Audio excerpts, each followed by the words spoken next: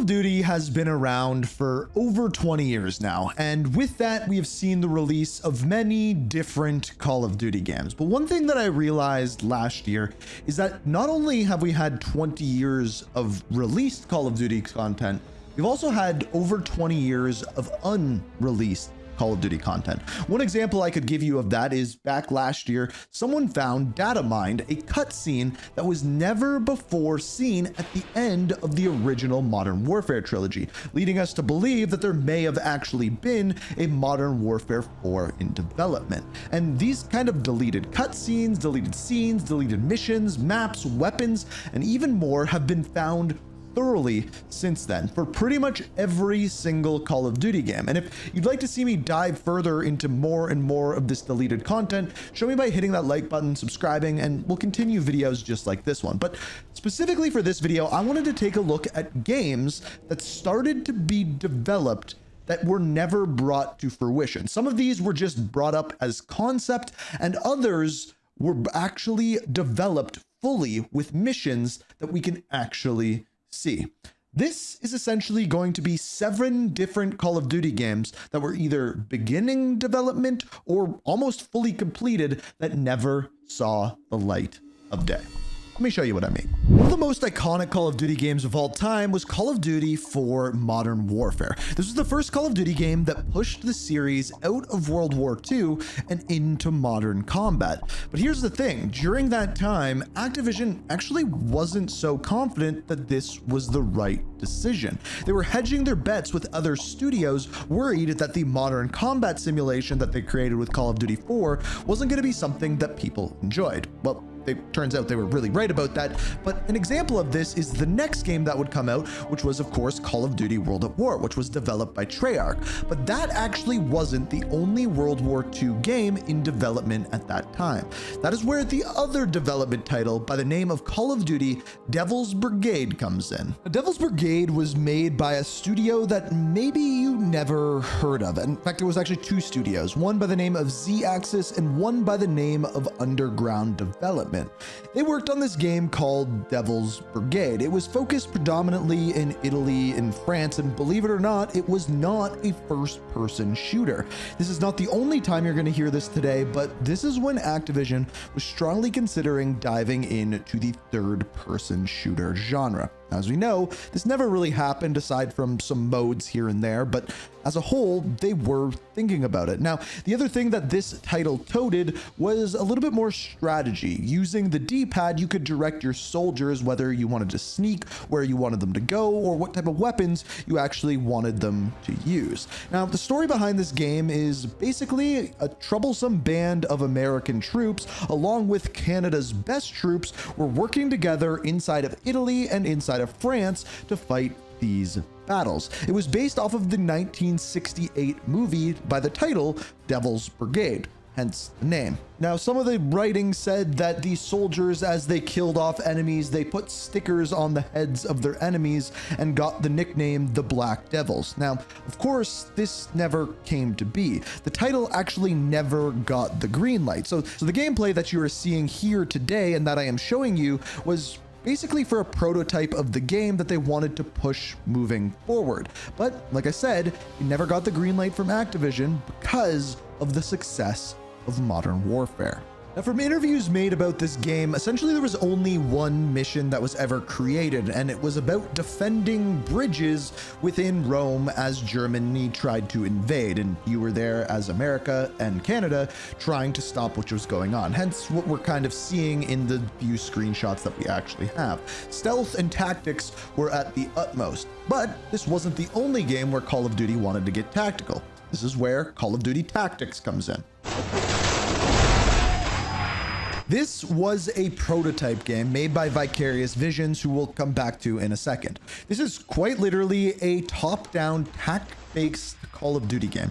It wasn't a first-person shooter. This wasn't a third-person shooter. Essentially, it was a spin-off. And unlike what we just saw, this is a game that wasn't in development for much time whatsoever. This was a game that they had an idea, taking the name of Call of Duty and putting it on a tactic-based game. Think XCOM, something along those lines, but it never got the green light whatsoever. And in fact, this wasn't the only time this happened to Vicarious Visions, because they also had another Call of Duty game they wanted by the name of Call of Duty Roman Warfare, which went way back in time, way past World War II, the Roman times, where you'd be fighting with spears, swords, bows, arrows, things along those lines. Think basically chivalry, but Call of Duty. Again, didn't get the green light whatsoever. So as you can clearly tell, there are a lot of games that didn't get very far into development. Let me show you one that did. Delta Squad, this is Almighty. Hostiles in your area. Be alert. Enemy target. Straight ahead.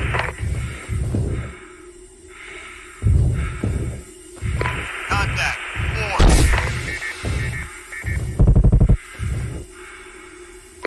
Look out, they're dropping.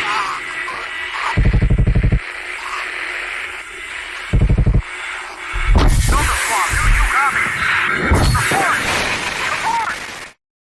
This is Call of Duty Future Warfare, and no, it's not AI created, no, it's not fake. This was a game created by Neversoft, a studio that would work in conjunction with other Call of Duty studios, but never get to release their full game. Now, what's crazy about this game was to as close to releasing as I think any game ever has been for Call of Duty.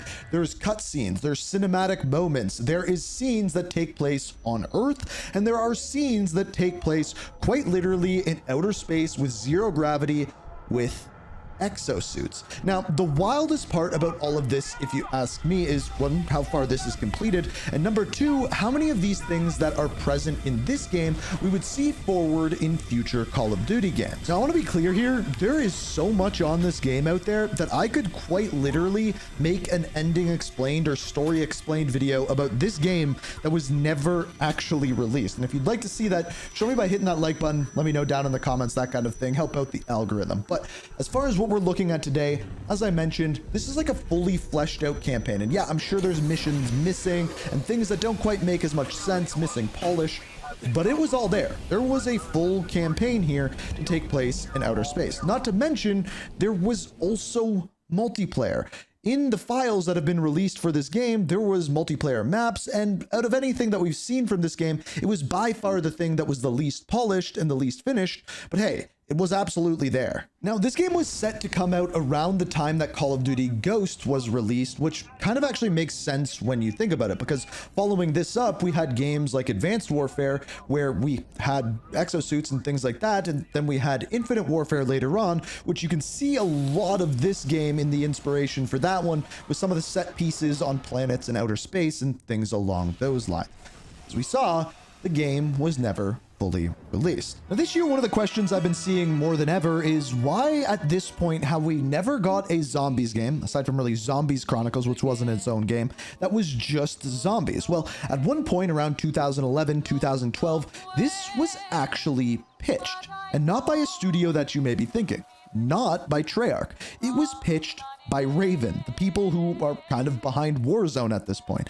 They created a game by the name of Project Z. Now, this only got like a week or two in development, and essentially the pitch behind this was a Call of Duty Zombies game that was a little bit more open world around the style of Mad Max. This is really all that was known about Project Z, but hey, it was never made, never released.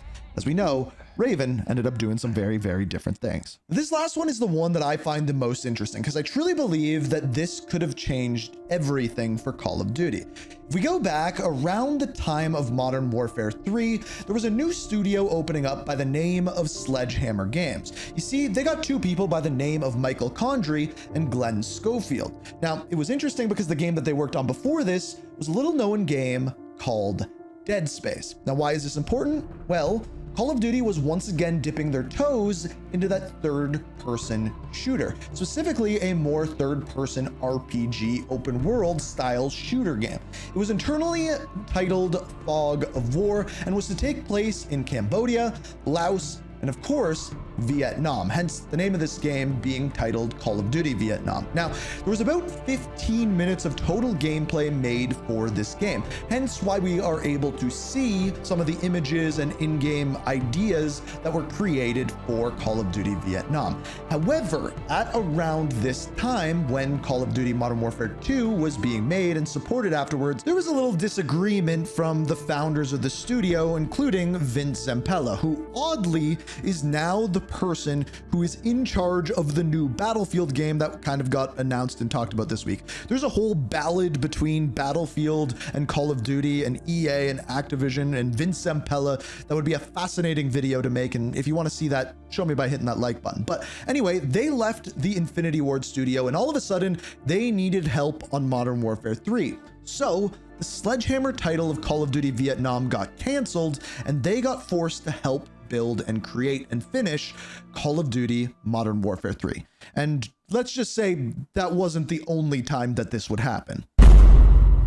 Now, this was just the beginning of Sledgehammer Games not getting to create their own games and having to work on the other studios' games. There's a long history of that, which would be another fascinating video. But this was the history of unreleased Call of Duty games, and this is really just the tip of the iceberg. Other Call of Duty games have had maps, weapons, modes, missions, and cutscenes that were never released but have been found within game files. And if this is kind of a genre you'd like to see me cover more, show me by hitting that like button and let me know which Call of Duty game you would like to see deleted content from, because quite literally every game that has been released has had a ton of content that you probably have never seen.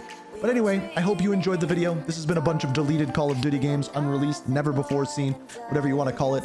Thanks for supporting the channel. Thank you for being here. I hope you guys are enjoying the videos. And until next time, peace. We are reaching for the stars, but we're made